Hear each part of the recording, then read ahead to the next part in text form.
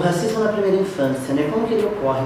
A criança, para ela estar numa fase de imitação, ele é muito assim, comportamental e algumas atitudes que a criança realiza, né? Então, às vezes, assim, ela senta perto de um amiguinho que ele é negro, ela se levanta, ela fala do cabelo, né? Ela, muitas vezes, assim, ela tem alguma fala, né?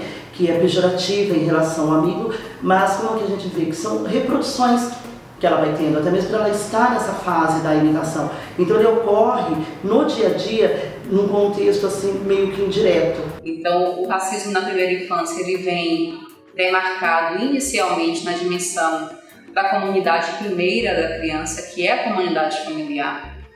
Então, desde que essa criança, ela acessa o mundo a partir de dimensões brancocêntricas, né? Então, as bonecas, os brinquedos, os bonecos, a literatura infantil que ela acessa, a estética das roupinhas que ela veste, quem são esses sujeitos representados nesses espaços. Então, dentro do ambiente escolar, a gente pode falar da estética da escola, do outdoor, dos murais, a gente pode falar do livro didático, né, das pessoas que são representadas enquanto humanas nesse livro didático, ou seja, quem é o ser genérico, quem é representado como gente, a própria organização escolar em termos dos espaços de poder da escola, quais são os corpos em termos fenotípicos que ocupam a direção escolar, a coordenação, ou seja, os espaços de poder dessa microestrutura que é a estrutura escolar,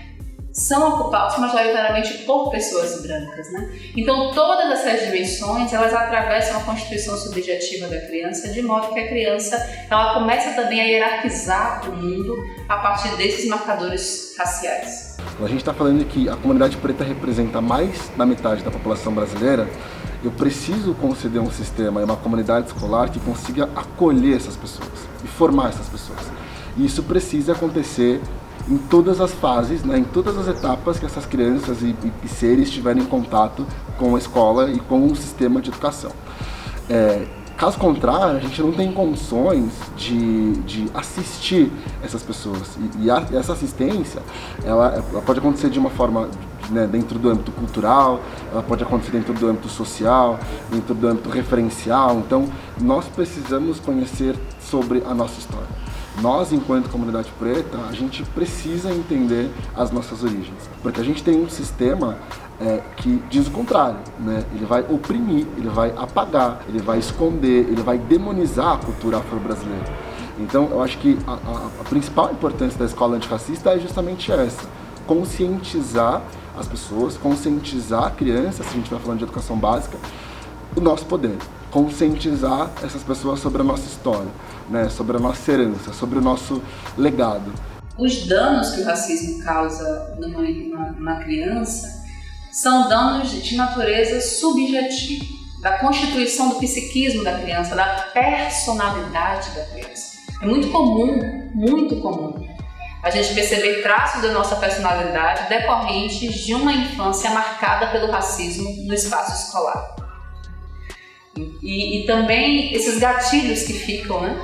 Quantas pessoas negras de 20, 30, 40, 50 anos lembram de experiências muito dolorosas vividas naquele momento da vivência escolar, que nunca foram tratadas no espaço escolar como um elemento de dor, né? Olha, eu vou falar assim um pouquinho de mim, né? Eu puxei assim por recordação e eu não me recordo de eu ter assim nenhum sentimento de afinidade com nenhum professor que eu tenha tido no jardim de infância, né? Ou no jardim de infância, que era o antigo jardim de infância, hoje é a educação infantil que a gente fala. E o que ocorre? Os danos são o quê? Autoestima, evasão, né? Porque você não é acostumado a ouvir que você é bonito, você não é acostumado a ouvir que o seu cabelo é bonito, você não é acostumado a receber elogios, até mesmo isso assim, quando a criança ela cai, né? A criança preta, ela tem que fazer o quê? Ela tem que levantar rápido, né? Ela não pode chorar.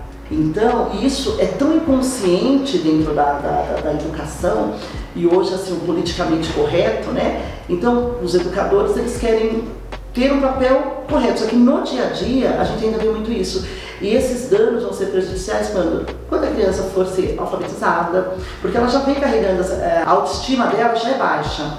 Ela já se sente menos, né? Por ela não receber esses elogios que são normais, que é dado para uma criança que é branca. Então isso é muito perceptível, né? Eu posso passar a mesma informação, eu posso ter o mesmo conteúdo apresentado numa sala de aula para crianças pretas e para crianças brancas. Só que o impacto que isso vai precisar ter para uma criança preta é um, o impacto que isso vai precisar ter para uma criança branca é outro. Eu tenho uma comunidade preta que sofre com essa questão do racismo estrutural, e eu tenho uma comunidade branca que usufrui de privilégios, né, advindos desse racismo estrutural. Eu preciso fazer com que essa criança branca, dentro da sala de aula, tendo contato com uma metodologia antirracista, entenda a sua posição, né, isso tudo de uma forma muito lúdica, isso de uma forma muito bem organizada, respeitando a faixa etária da criança, respeitando o processo de cada uma e a maturidade de cada uma dessas crianças, mas é preciso que elas entendam que há uma discrepância, uma diferença de tratativa, às vezes não dentro do ambiente escolar, mas fora do ambiente escolar. Então a gente precisa olhar para a nossa sala e fazer com que eles pensem: quantos amiguinhos negros a gente tem, né? Quantos amiguinhos negros você conhece? Tá tudo bem falar negro, tá tudo bem falar preto. É a nossa raça, é a nossa cor. Então a criança branca precisa absorver esse conteúdo dessa maneira, entendendo, né, a sua posição dentro desse sistema e que a gente a conscientize de como ela pode fazer, como ela pode atuar para combater o racismo, tendo uma conduta antirracista. E a criança preta, ela precisa de um referencial. A escola, ela forma todos os outros complexos sociais.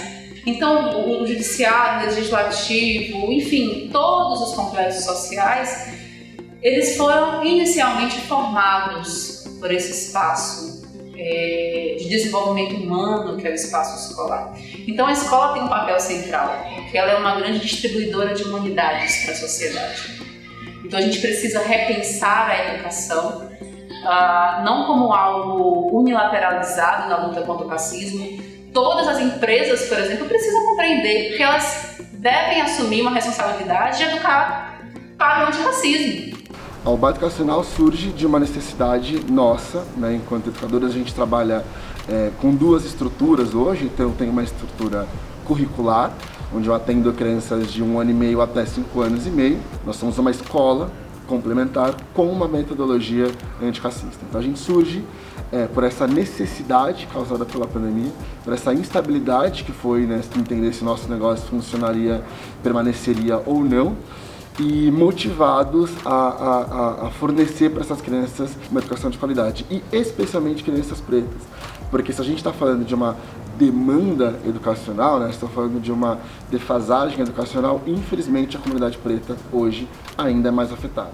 Então a gente não tem como colocar no mesmo patamar, por exemplo, o ensino remoto, né, de uma criança com uma classe mais alta, com o ensino remoto, com uma criança que às vezes o pai precisa sair, tem um celular apenas na casa, e essa criança não assiste às aulas por uma questão de infraestrutura. Como é que eu torno esse sistema mais igualitário? Como é que eu torno esse sistema mais equalizado? Então essa foi a nossa motivação, a nossa força.